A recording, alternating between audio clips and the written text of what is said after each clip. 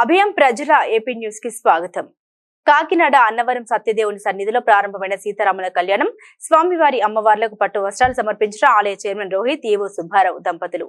కళ్యాణం సందర్భంగా గ్రామ పురవీధుల్లో గజవాహనంపై స్వామివారి అమ్మవారి ఊరేగింపు కళ్యాణాన్ని కనులారా వీక్షించేందుకు పెద్ద సంఖ్యలో తరలి వచ్చినటువంటి భక్తులు.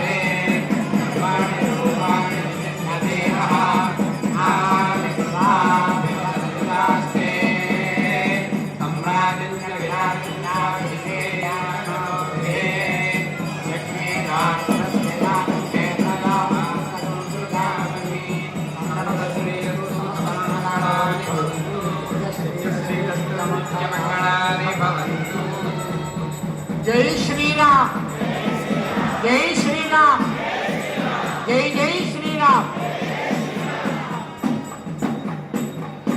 విజ్ఞప్తి, ఈరోజు శ్రీరామనవమి సందర్భంగా ముందుగా సీతారాముల వారి కళ్యాణోత్సవం జరుగుతుంది ఈ క్షేత్రంలో.